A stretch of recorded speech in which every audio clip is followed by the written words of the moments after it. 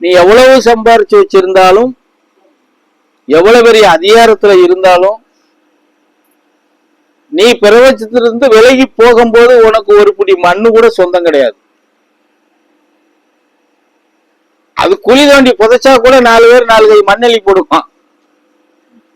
கட்டையில அடிக்கு பொசுக்குன்னா அதுவும் கிடையாது. புரியுதா? கட்டையில அடிக்கு நெருப்பு வச்சாச்சுன்னா அந்த 4 பிடி மண்ணு கூட உனக்கு கிடையாது. அப்புறம் எது உனக்கு சொந்தம்? எது சாமி உங்களுக்கு சொந்தம்? எது நிரந்தரம்?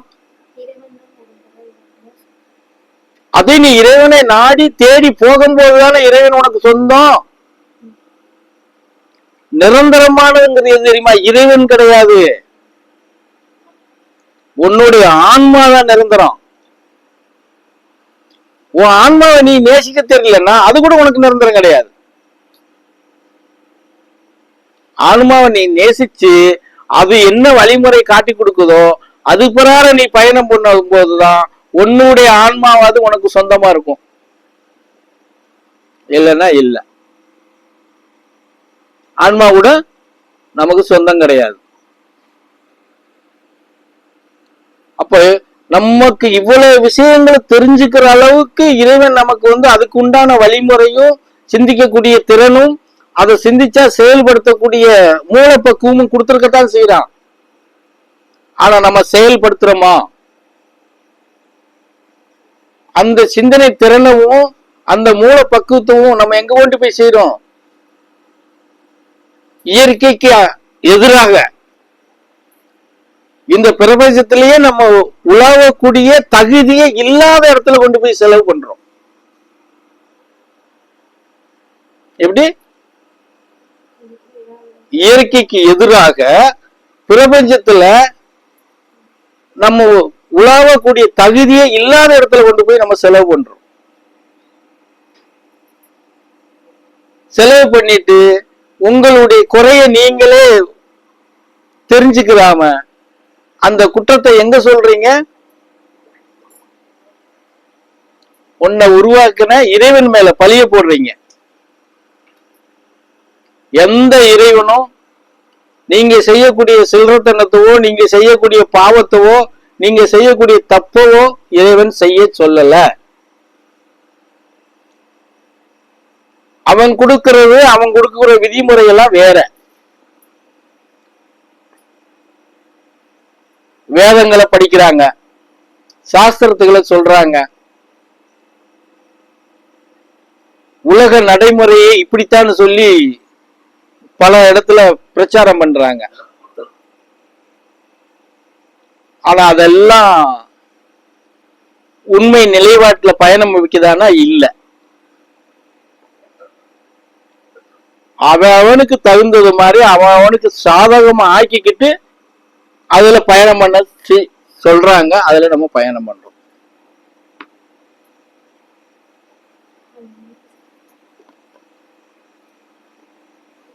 உண்மையான ஆன்மீக பயணத்துல பயணத்தை கத்து கொடுக்கிறவனோ இல்ல அதை கத்துக்கிட்டவே அதுல பயணம் பண்றவனோ, இதுதான் ஆன்மீகம், நாங்க இப்படித்தான் பயணம் பண்ணுவோம்னு சொல்லி பயணம் பண்றவங்களோ எங்களுக்கு தெரிஞ்சு யாரும் எங்க கண்ணுக்கு தெரியல.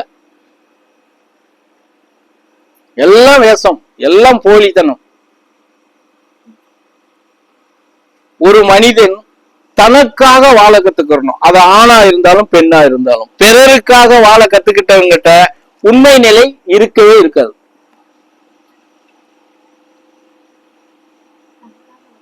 தனக்காக வாழணும். என் நிலை இப்படித்தான், நான் யாருக்காக தலை வணங்குற அவசியம் இல்லை. இல்ல, யாருக்காகவும் ஒரு மனுஷியோ ஒரு மனுஷனோ தலை வணங்கணுங்கிற அவசியமே இல்லை. மரியாதை இருக்கணுமா? இருக்கணும். அது எங்க இருக்கணும்? அகத்துல இருக்கணும். உன்னைய பார்த்து கை கட்டிக்கிட்டு நின்னாத்தான் மரியாதை இருக்கிறதெல்லாம் கிடையாது. அது அடிமைத்தனம். எப்படி? அடிமைத்தனம். இறைவன் கூட என்னைய குப்புற விழுந்து கும்பிடுன்னு எல்லாம் சொல்லல. புரியுதா? மனசுக்குள்ள என்னை எடுத்துக்கோ, உள்ளுக்குள்ள உட்கார வச்சுக்கோ. இன்னும் உண்மையே சொல்ல போனா அவன் வெளியே இல்ல. நம்மளை படைச்ச இறைவன் அந்த பரமேஸ்வரனோ பார்வதியோ நம்ம கட்டி வச்சிருக்கிற ஆலயத்துக்குள்ள உட்கார்ந்துட்டு இருக்காங்கன்னு நாம நினைச்சுட்டு இருக்கோம். அங்க ஒரு மயிரும் கிடையாது எங்கேயுமே. ஒண்ணும் இல்ல சாமி, நீங்க எதுக்கு உங்க குருநாதரை கொண்டாந்து நிக்க வச்சிருக்கீங்கன்னு கூட நீங்க கேள்வி கேட்கலாம். நான் உங்களுக்காக நிக்க வைக்கலையே. என் குருநாதர் இன்பம் எனக்கு வேணும், நான் வச்சிருக்கிறேன், அவ்வளவுதான். சரி, அது இல்லைன்னா கூட நீ வந்து நான் சொல்றத கேப்பியா? கேட்க மாட்டேன். உன்னை ஏமாத்துறதுக்காக கூட நான் வச்சிருக்கோம்னு சொல்லுவேன். நீ அதை பார்த்து தானே ஏமாறுற. ஒரு பிம்பத்தை உருவாக்குனா தானே நீ நம்புற. ஆனா எனக்கு தெரியாது பொய்ன்னு சொல்லி. இப்போ எப்படி சொல்றது, இப்ப இந்த 6 வருஷத்துல இங்க வந்த பல பக்தர்கள் நன்மை அடைஞ்சவங்க எல்லாம் அந்த விக்கிரகத்துல இருந்தா நன்மை அடைஞ்சிருக்காங்க.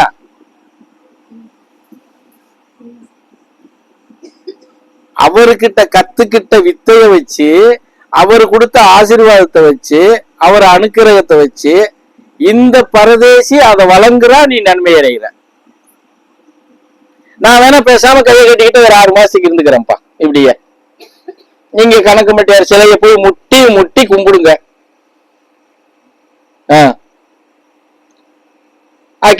நேத்து மாதிரி சொன்னது மாதிரி டீல் போட்டுக்கலாம். 6 மாசம் நான் இப்படியே இருந்துக்கிறேன், எதுவும் வாய் கூட திறக்க மாட்டேன். பாப்போம் உங்களுக்கு என்ன நடக்குதுன்னு பாப்போம். என்ன சொல்றீங்க சொல்லுங்க சாமியா. இப்படியெல்லாம் அங்க வரைக்கும் நடந்துகிட்டு இருந்தா நான் கத்தி கத்தியா பேச முடியும்? கேக்குதா? இப்ப 2 நிமிஷத்துக்கு நான் என்ன சொன்னேன் சொல்லு. அது இப்ப சொன்னேன் கடைசியா, 2 நிமிஷத்துக்கு முன்னாடி சொல்லு.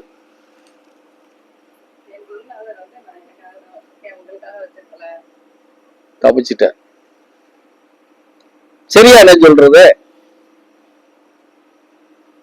உண்மை நிலையை வந்து உணர வைக்கிறோம். நம்ம போலியான பிம்பத்தை காட்டுறதோ, நீ வந்துட்டங்கிறதுக்காக உன் முக மகிழ்ச்சிக்காக ஒரு பொய்யான வாக்குறுதியை நம்ம ஏதாவது இங்க வெளிப்படுத்துறோம்? உண்மை நிலையை வெளிப்படுத்துறோம். இதுதான், இது பிறகு நீ பயணம் பண்ணா பண்ண, இல்லைன்னா போயிட்டே இரு. சரி, வாரவங்கிட்ட பரிகாரம் சொல்றோமா? இந்த இதை பண்ணிரு அதை பண்ணிரு பரிகாரம் சொல்றோமா? மத்த இடத்துல என்ன சொல்றாங்க? நீ ஒரு சாதகம் பார்க்க போனா கூட ஒரு பரிகாரத்தை சொல்லிடுறான், ஏதாவது ஒரு கோவிலை கையை காட்டி விட்டுறான். நிறைய பேர் இங்க வந்து கூட சொல்றாங்க, ராமேஸ்வரம் போய் பசுமாடு குடிச்சு விட்டேன் சாமி, 100 பேர்த்துக்கு சாப்பாடு வாங்கி கொடுத்தேன் சாமி, பரிகாரம் சாமிங்காங்க. புரிஞ்சதா? அது இல்ல. பரிகாரத்திலேயோ அடுத்தவனுக்கு சோறு வாங்கி கொடுத்ததுனாலயோ உன் கர்மா பாவம் போகும்னா எப்படி சொல்றது? இந்த 6 வருஷத்துல நான் எப்படியாவது ஒரு ரொம்ப இல்லைன்னா 1 லட்சம் பேருக்கு சோறு போட்டிருப்பேன்ல. அப்ப நான் பணக்காரன் ஆகிருக்கணும்ல உங்க பாசையில சொல்ல போனா. பணக்காரன் ஆகிருக்கணுமா ஆகக்கூடாதா? ஏன் பரதேசியாக இருக்கேன்?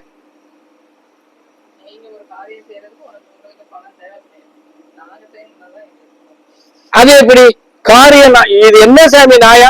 இவங்க ஒரு காரியம் செய்யணும்னா பணம் தேவை, இந்த பரதேசி ஒரு காரியம் செய்யணும்னா பணம் தேவை இல்லையா?